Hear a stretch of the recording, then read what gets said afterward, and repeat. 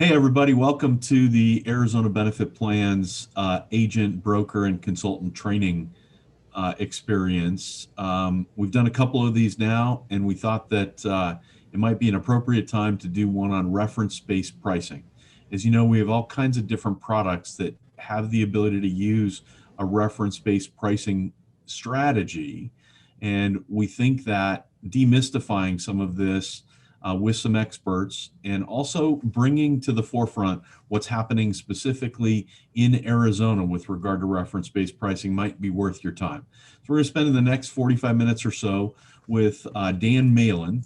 Dan is the Senior Vice President of Broker Relations for Payer Compass. Longtime expert in the reference-based pricing space. Dan and I have known each other for a number of years. And actually, about 3 years ago, Dan came to Arizona and did a seminar in our conference center. Obviously, because of the times we live in, we're unable to do a meet and greet. So why don't I just turn it over to Dan and let him walk you through his presentation, Winning with Reference-Based Pricing. Dan, thanks for joining us today. Hey, Mike, thank you very much and welcome everyone. Um, I'm really excited about the opportunity to talk about winning with reference-based pricing. What we're going to do is we're going to touch on about 10 or 13 different subjects. And in 45 minutes, we're going to kind of give a broad overview. But why are we doing reference-based pricing now? Why is it becoming important? What are the basics of RBP? I'm going to talk a little bit about data and technology, and then philosophy and why member and provider education is so important. Obviously, balanced bills are a major concern. We're going to talk about how to process those. And then we're going to go into the Arizona market specifically, because we got some interesting data that I'm going to share with you relative to what's going on in Arizona, also direct contracting. And I know a lot of people are really kind of concerned about the noise that comes with reference-based pricing. Well, there's a way to overcome the fear of the noise. And what we really want to do is we want to focus you on using reference-based pricing as a competitive tool in the state of Arizona. And then we're going to spend a few minutes talking about benchmarking, how you can take data and you can utilize it to benchmark and set, potential savings percentages for your client by doing some benchmarking. And we'll get into that in some more detail. And finally, you're all salespeople, you're all out there looking for new business. And there's 8 particular steps that I've developed in how to sell and install a reference-based pricing plan. So to answer the question, why are we now talking about reference-based pricing? Well, we got to start with the basics. And we want to start by saying, you and I have a couple things in common. Number one is we are all consumers of healthcare. Number two, we're all taxpayers. And number three, we're all on our way to dead. So I know that's kind of an interesting way to approach it, but there are 3 elements to healthcare, and we have a part to play in each one of the elements. The first element is clinical. And in that situation, we're the patient. Okay. We're the one receiving services, and every single one of us on this call, our families, our friends, our parents, our children, we're all at some point a patient. The second part of the game is the second element is we're the consumer. And we go to the various organizations and structures. We look at how we're purchasing healthcare services, and we're a buyer of services there.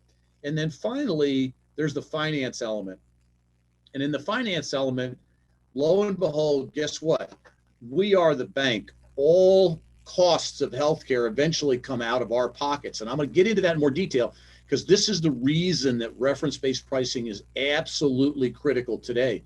Risk financing includes health insurance premiums, self-funding if you decide not to buy insurance, and obviously group plans do a lot of self-funding, Medicare, Medicaid, there are taxes, cash, out-of-pocket, deductibles, and copays. All of those dollars ultimately come from you and I. So let's see. I want to make one thing very, very clear here. Medicine in America is not necessarily broken. It's the business of medicine that's broken. And so what we're going to do is we're going to focus on how we can improve the business of medicine through reference-based pricing.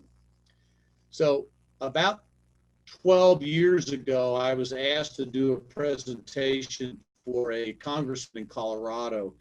And when he asked me, what are the things that drive healthcare costs? These are the 12 things that I came up with.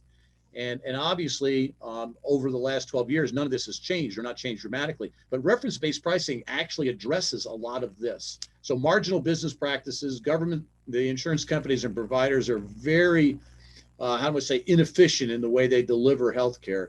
Mercenary drug costs, 1,000% markups. Transparency is an issue. Litigation is an issue. Obviously, we have many unhealthy lifestyle choices in America. Wellness is a huge problem. The media would like us to believe that healthcare is free. And I'm going to show you in a minute, it's absolutely not free. We're all paying for this, and we're paying for it in a huge way, and we're going to continue to pay for it. Part of the reason I'm so passionate about reference-based pricing is that I want to be part of the solution because of the legacy we're leaving for our grandchildren, and I have 7 of them right now, is not good. They're going to bear we could hand them a bankrupt America if we let healthcare costs continue in the trajectory they currently are. Obviously, consumer education, that's what a lot of you as brokers are going to be tasked with in the next years to come, and that is to educate people about reference-based pricing. Technology and the aging populations, those two things together are kind of working hand in hand. We have an aging population, baby boomers are experiencing deteriorating health, but state-of-the-art medical technology is keeping them alive longer, so they're spending more money. The government, the cost of compliance, the ACA, electronic health records, and additional taxes. Obviously, politics has a lot to do with marketplace volatility because we have such political uncertainty in America today. And then finally, catastrophic claims. And I went through that list relatively quickly. But what I want to be able to do is I want to spend just a minute on the catastrophic claims because these are 2 very, very important graphics.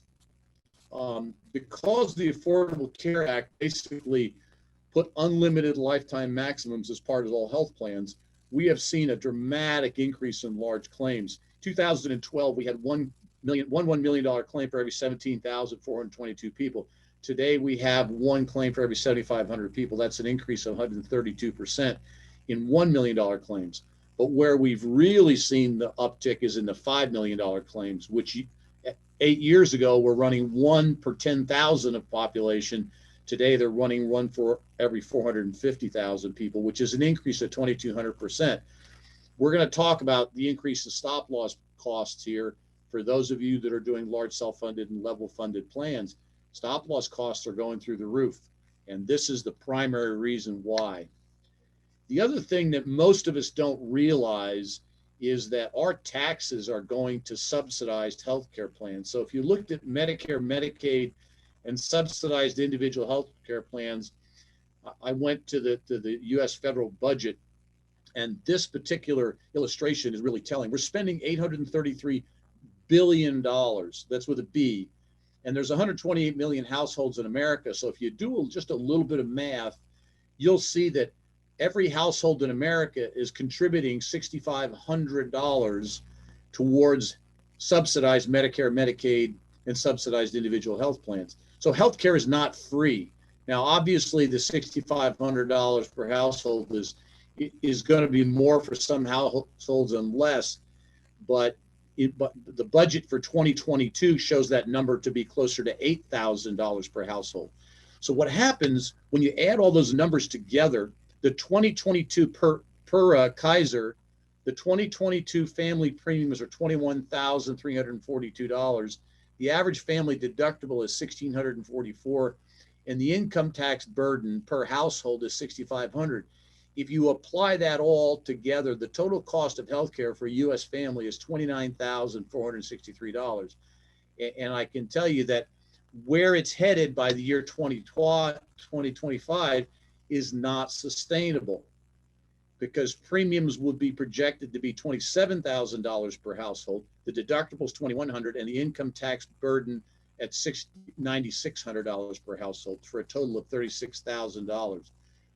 The per capita income per household, per individual in the state of Mississippi is $35,000 a year. So the total cost of healthcare for a U.S. family is more than the current per capita income per person in the state of Mississippi. And as we all realize, it's not sustainable. Here's a chart that comes from the Kaiser Foundation, and it shows the increase in deductibles since 2010 of 111%, increase in family premiums of 55%, and the increase in wages of 27%, and overall inflation at 19%. So as you can see, that if you looked at these trajectories, which are the pointed arrows that I've added here, these trajectories are not sustainable. We have to start looking at reference-based pricing, because reference-based pricing can materially change these trajectories. Okay, this is what winning with reference-based pricing looks like. And what's going to happen is your employer groups are going to look at you and say, I want to see a reference-based pricing proposal.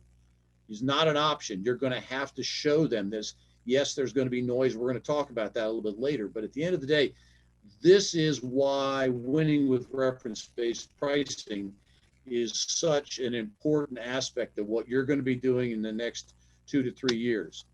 So let's just stop for a minute and say, what is reference-based pricing? Well, at its most basic form, it's claims reimbursed to providers at a percentage of Medicare as selected by the plan. Okay. It also could be bundle pricing or direct contracts. There's a variety of reference-based pricing nuances that can be added to it, but essentially it's a percentage of Medicare. It represents up to 30% lower plan cost, and typically it's 70 to 80% off of billed charges, where typical networks are 40 to 50% off of billed charges. The reference-based pricing typically is 70 to 80%. An employee can go to any provider that will accept the card. There's no network access fees.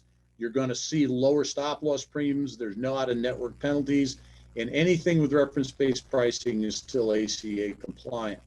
So that's the basics of reference-based pricing. When we talk about this, visually, this is what it looks like. So you have a claim fund. This is an example of a claim fund where you got employees' deductibles and copays, and then the employer's claim fund. Then you have a specific and aggregate attachment point.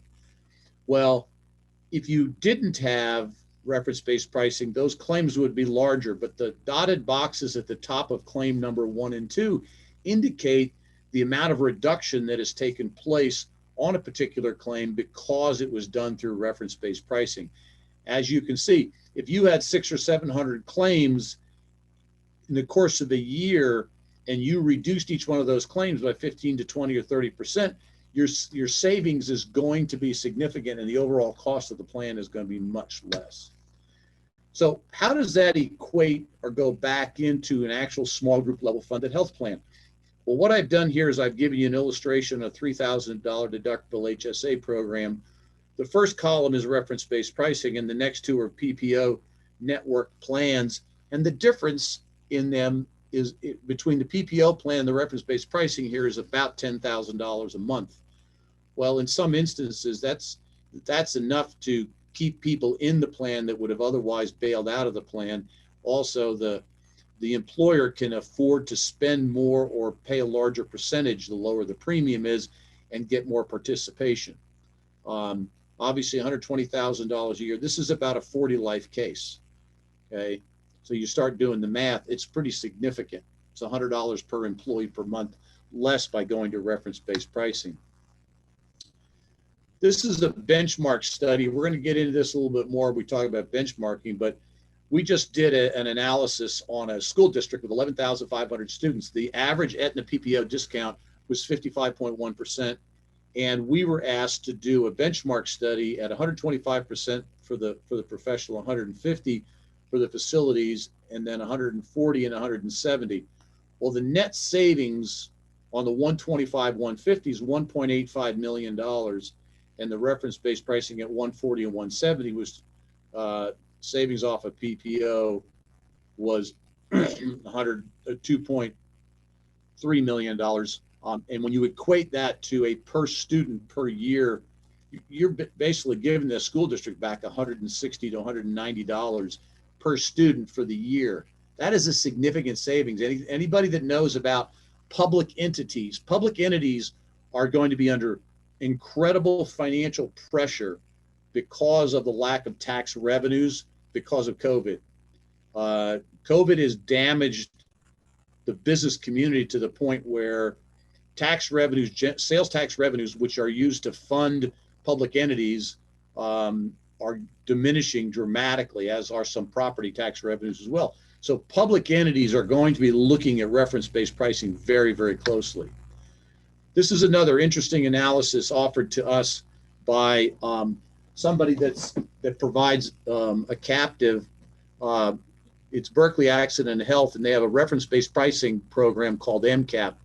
And their data, which they've allowed us to share here, their reference-based pricing, the number of claims over 250,000 lives in their captive that is exclusively reference-based pricing, 21 claims per 10,000 lives over $250,000.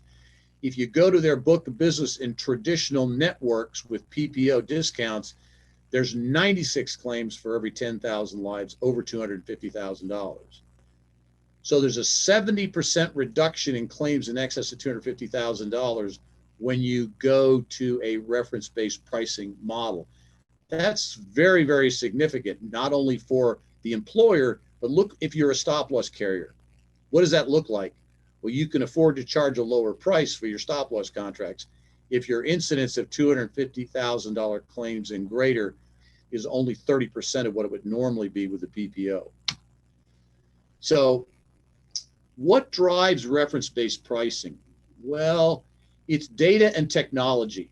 One of the things that we at Payer Compass have, we're literally handling millions of claims transactions every month. And we gather data from multiple industry sources, government resources, Medicare, Medicaid, Medicare Advantage, tribal, all those different resources that are actually paying claims. So we know what 150% of Medicare should look like, and we can maneuver in the system up or down based on the capability or the desires of the particular client. But we have many, many sources for data. It's also very transparent. There's detailed auditable payment trails, so you know exactly what was paid, why it was paid. It's market responsive. It benefits the consumer, not the BUCA shareholder. And what happens here, because reference-based pricing doesn't tie itself to a network and isn't really part of a system that falls under an insurance company, we don't have time to get into that conversation today, but networks, traditional networks, are there to create shareholder value. Reference-based pricing is there to create policyholder value or consumer value. Analytics, compiling and analyzing data in real time. One of the things that happens when you put information into a PPO, it disappears. It's not your data. You can't get to it. Well, with reference-based pricing, the employer owns that data through the third-party administrator, the independent third-party administrator. You now have real-time access to that data, and you can see exactly what's happening. Not only in your situation, but if you ask, you can also see it on a broader scope. Modeling. With good analytics and good data, you can benchmark and project savings on real-time data. Solutions. Designing solutions tied to real-time data all of a sudden makes a huge impact on how you can better manage your risk. Flexibility. We can adjust reference-based pricing to fit local solutions and regional markets. There are certain elements in Arizona. You have the Phoenix market, which is one market, and then you have the rest of Arizona, which is an entirely different market. But you can adjust reference-based pricing to fit what needs to happen in those states. Accuracy. There's constant refinement of methodologies and systems to get the data more accurate. And the accumulation. What's going on there is we're constantly accumulating information and data that improves the accuracy and the capability of reference-based pricing. So I wanted to take a minute with this slide and just go through what the power of data and technology means in reference-based pricing and how it can be used by a group and a broker through a third-party administrator, independent third-party administrator, to better manage the risk that's contained within their self-funded health insurance program. So let's look at pricing and philosophy a little bit on reference-based pricing. And when we say pricing flexibility, we can take a conservative attitude as the group or as the TPA or as the broker, and we can price 160 to 200% of Medicare. If you're concerned about, rattling the provider network that you happen to have in the group, the provider system that you're going to be working with, you can have a very conservative approach, or you can take an aggressive approach. I just worked on a case in the last 24 hours in Kentucky where we're pricing 180% for the providers and 130% for the professionals. Philosophy, the conservative philosophy is let's limit the disruption. We only want to provide limited education, and we as the employer are going to absorb any increase in costs that result from that limited disruption. The aggressive philosophy is we approve any disruption, and we're going to be active educators and active engagers, and we are going to generate financial incentives to drive employee behaviors. What does that look like? You go to a local provider and you negotiate a direct contract at 140% of Medicare with zero deductible, zero copay. And then you tell your employees if they go to a facility that's not the one you negotiate a direct contract with, then they're subject to their deductibles and copays plus any balance bill. We've seen that happen in a number of cases. Right now, I've got a county in Texas that's at 120% of Medicare, and their employees are on notice if they don't go to their local hospital, that they may be subject to a balance bill. Now, the employees, subject to a physician's approval, can be sent to another hospital away from that particular county hospital, but that's where they want them to go first. Once they've been there, or the doctor approves it, they could be sent to another hospital and it will be taken care of. And then strategic planning. Reference-based pricing is a long-term play. It is not just bid it reference-based pricing this year and go back to PPO next year. You have to be committed to it. The short-term view of this is it's a low cost today, minimum disruption. The long-term is we want a sustainable, predictable solution regardless of disruption. We're okay with disruption, and this county that I just mentioned started at 170% of Medicare 4 years ago. Today, they're at 120% of Medicare. And what they've done, they've added a whole series of direct contracts in the course of the last 4 years. So where the broker is really going to earn their money is education. So first thing that has to happen is if you're going to be a broker selling reference-based pricing, you better get educated and your staff better be educated, okay? Then you need to take the time to educate the employer, specifically the C-suite, specifically the owners of the company, specifically the people who are writing the checks, and explain to them how it's going to impact their cost over time. And then you're going to educate the employees and the provider and the families. You're going to see in my 8 steps to how to install one of these, education is a real critical important. It never ends. It absolutely never ends. You're going to have to change people's thinking and behaviors. And then finally, they're going to educate the providers. Now, Compass has a client services team that's all they do is they engage providers and educate them and get them on board with reference-based pricing. We'll talk about that a little later. So leadership, education, objectives. The first thing you have to do is change beliefs, which then change thinking, which then changes the expectations, which then changes behaviors, which changes outcomes. So what does that look like? Well, changing beliefs. The belief is you're changing to the idea that reference-based pricing is a good solution. Changing thinking. We will use reference-based pricing. That's changing thinking. Changing expectations. Reference-based pricing will save us money. Okay. Changing behaviors. We will adopt reference-based pricing. And then finally, changing the outcome. Reference-based pricing has reduced our costs.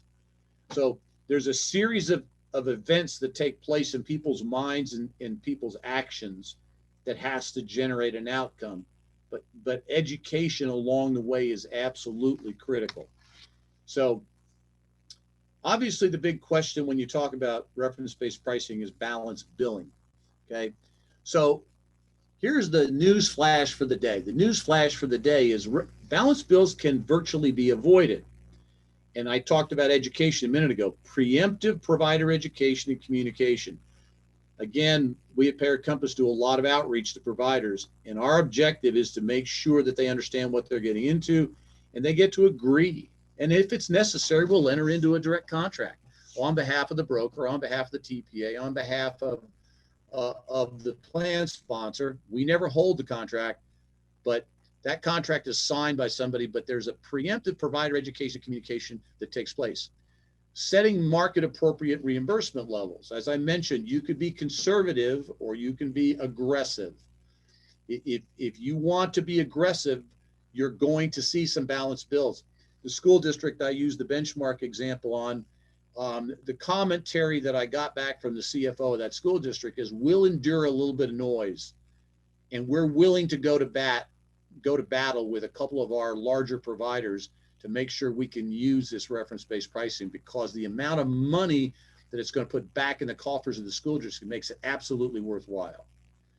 Plan design to steer away from known balanced billing providers. One of the things that if you know there's a balanced billing provider out there, you create steerage and tell your people, if you go and there is a balanced bill, we don't want you to go there. However, the medical condition of the individual will always determine where that service is going to be rendered. And there's always discussions that can take place. We're going to talk about single case agreements and direct contracting a little more in a minute. The direct contracting single case agreements can always be utilized when it's appropriate. So that's how you get around balanced billing. Education, market appropriate reimbursement levels, steerage, direct contracting, and single case agreements will offset any balanced billing. So in our world, 98.5% of all claims are accepted as paid. And as I said in the last slide, balanced bills will be minimal with strong engagement in education. We're seeing about 1.5% of claims today generating a balanced bill. Now, let's talk for a minute about that 1.5% that is generating a balanced bill. Well, the way Payer Compass manages is 40% of the balanced bills are resolved with no additional payment. Somebody picks up the phone, talks to the provider, said, this is what it was, this is how we paid it. Are you good with that? They say, yes, great, send us an email, we're done, fine. 40% of the balanced bills are resolved with an acceptable additional payment, which means we wrote somebody a check, okay? And then 20% involve legal intervention, and we try to avoid litigation at all costs. So, what happens if a balanced bill is incurred? We have a dedicated resource member. We do the heavy lifting. We do a patient advocacy. The resource member, the person at Payer Compass is assigned to the member. There's communication directly between us and the member to discuss it. We work with the provider to resolve the issue. And if not, we have services behind us that provide legal reinforcement if and when it becomes necessary. And we have an exclusive safe harbor list that can ID RBP accepting providers, and we'll talk about that in a minute. So our legal backstop is the FIA group, and I don't have time today to go into that, but essentially what they do is they work with us for balanced bill resolution. First thing that they do is they review all plan documents to make sure those documents are appropriate. Then we provide patient advocacy, member claims. They provide any kind of a resource for appeals. The TPA then confirms that the balanced bill is valid. We work to solve the balanced bill. If not, it gets escalated to the FIA group. And then they have several programs where they actually will accept fiduciary liability, fiduciary responsibility, and manage any kind of litigation. We avoid litigation at all costs, but the TPA ultimately is the one that writes the check.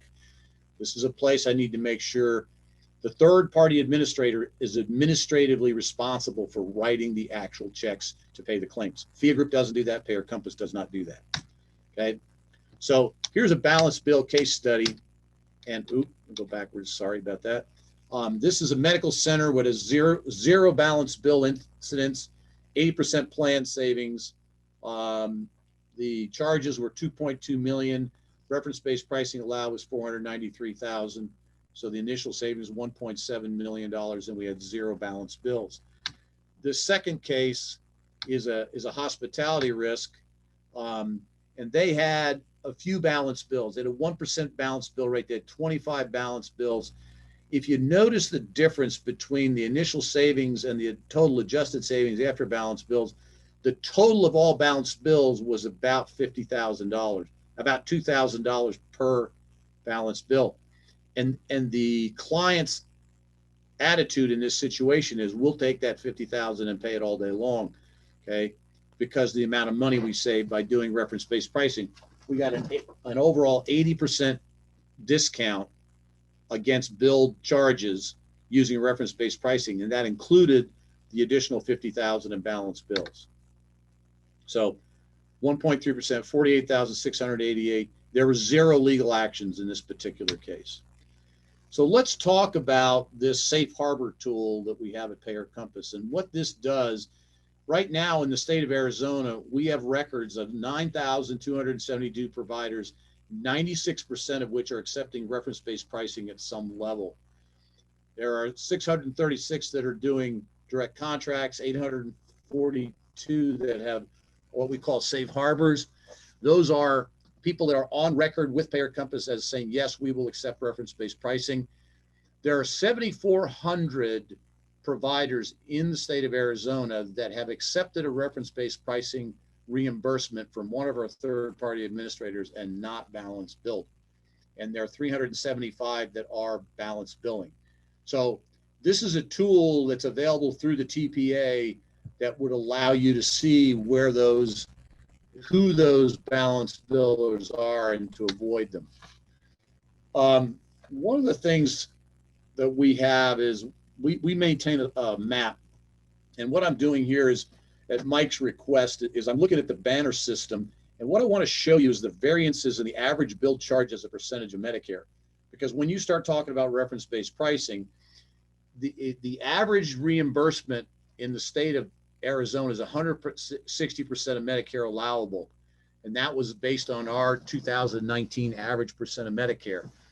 So if somebody's billing at 672% of Medicare and the bill is 14,000, the Medicare allowable is 2,155, the reference-based priced reimbursement would be $3,400, which generates a 76% savings off of billed charges.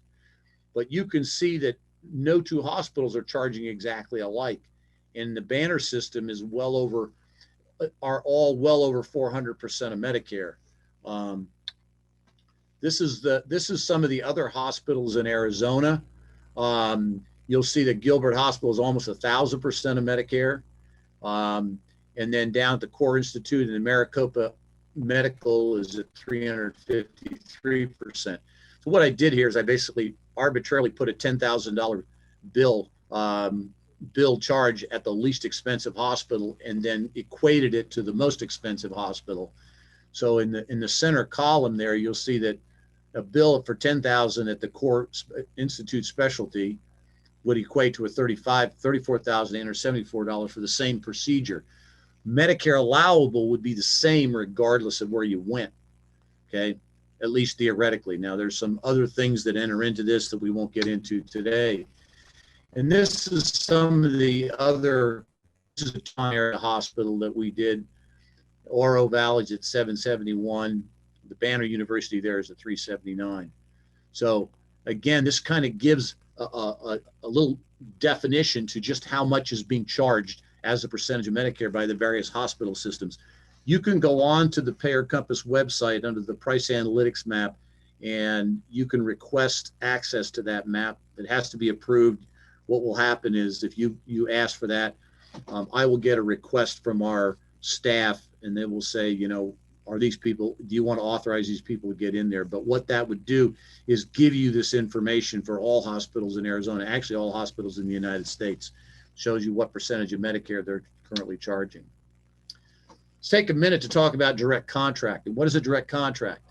It's a written agreement between a provider and a designated party that stipulates the terms and conditions that establishes the cost of medical procedures will be reimbursed to that provider. Okay. What is the advantage of a direct contract? Well, it eliminates the possibility of balance bill. Okay. Reimbursement claims can be expedited, and the plan sponsors usually receive more favorable terms than traditional networks.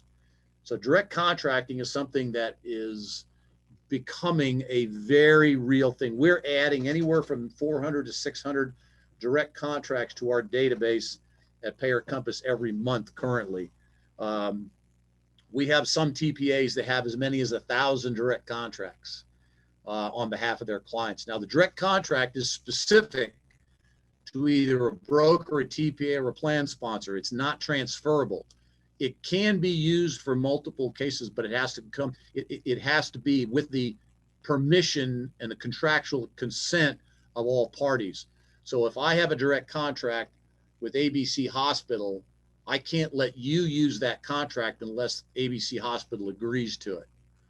So direct contracts are wonderful, but they all do also have their limits. So we currently administer over 100,000 direct contracts. They're entered into between the provider and either the plan sponsor, TPA, or the broker. One of the things I want to be able to tell you is Payer Compass does not hold any direct contracts. It's never our intention to become a network. Okay. The terms of the direct contract are typically subject to negotiations. They're flexible, as terms can be set to meet specific requirements of the plan and the provider. We support direct contracting negotiations as agreed by all parties. In other words, what has to happen? Everybody has to agree to the terms, which is fine. And then we administer the direct contracts as part of our Medicare reimbursement strategies. Are all contracts subject to based on Medicare reimbursement? No, a lot of them are, but a lot of them are also hybrids. Some of them are a portion of the contract might be at 150% of Medicare. Another certain treatments should be at 200% of Medicare. Certain treatments are percentage of bill charges, but it's all agreed to. And what it does is it eliminates the balance bills. Okay. One of the big issues that we have consistently is everybody's afraid of the noise. And what happens is I hear brokers tell me, well, I'm not going to do reference-based pricing because there's too much noise. Well, I'm going to tell you a little story real quickly that is case in point. We're dealing with a very large national agency that has well over 1 million lives. And we are being considered as their exclusive RVP vendor. So we've done a lot of RFIs. I asked the gentleman I'm dealing with, why are you even talking about reference-based pricing? And he said, Dan, it's really simple. We lost a 10,000 life case to reference-based pricing, and we don't want to let that happen. That was $650,000 worth of revenue. We've been afraid of the noise, but being afraid of the noise cost us $650,000 worth of revenue. If you don't get over the fear of the noise, it's going to cost you a client. So you do understand what causes the noise. And what causes the noise is lack of education. You have to be prepared to deal with the noise because you're going to hear it from people. Well, we're afraid of reference-based pricing because this, that, or the other thing. Okay. You need to learn to manage the noise. And again, going back to something I said earlier, education, communication reduces or eliminates the noise. The big thing that you have to do is you have to recognize the value trade-off between the noise and the savings. You can be conservative and limit the noise, but your savings is going to be smaller. You can be aggressive and embrace the noise and have a lot of savings. And you as the broker can actually help the employer understand the differences by doing appropriate benchmarking. We're going to talk about that again in a few minutes before I get done. But let the employer decide, let the plan sponsor decide how much noise they can endure. Don't assume that the noise is going to be too great. We've had many employers that basically said, I don't know why the broker didn't show me this, because I like this because it's going to save me money. Hello, you just lost a client. Okay. Let your client decide how much noise they can endure. Proper planning and preparation virtually eliminates the noise. Okay. So you got to work with the noise. As a competitive tool in Arizona, one of the things I want to emphasize is the stop loss market is getting harder. This is an article that was posted 2 days ago by a gentleman from New York. Over the last 12 to 18 months, the reinsurance market continues to harden. There seems to be a wide variety of reasons, none of which appear to be slowing down. And he alludes to COVID.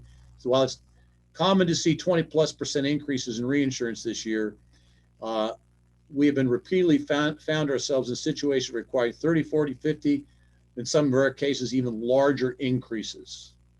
So what's happening, they're also doing away with lasers. You're going to get the nose laser thing is going to go away. You're going to see more and more lasers coming into play.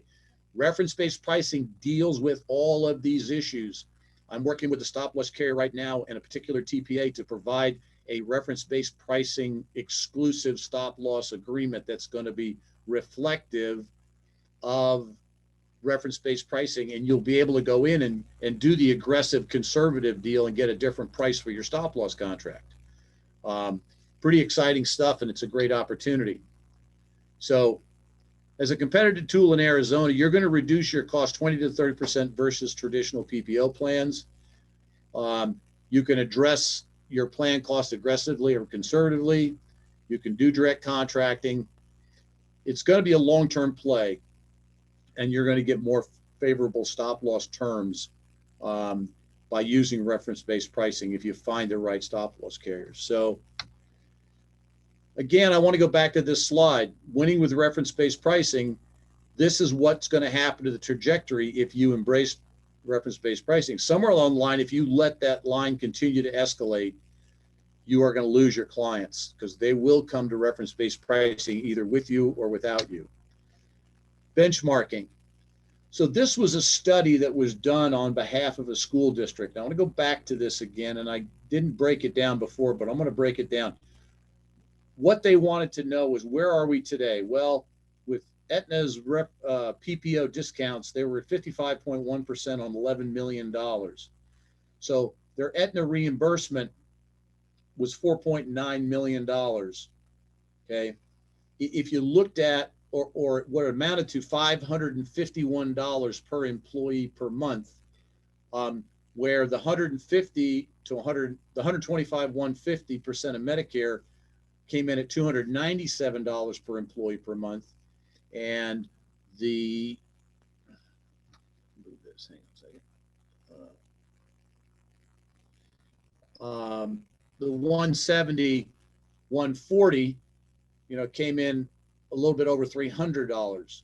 So there's a 37% savings going to 170%, 140 versus where they currently are with Aetna.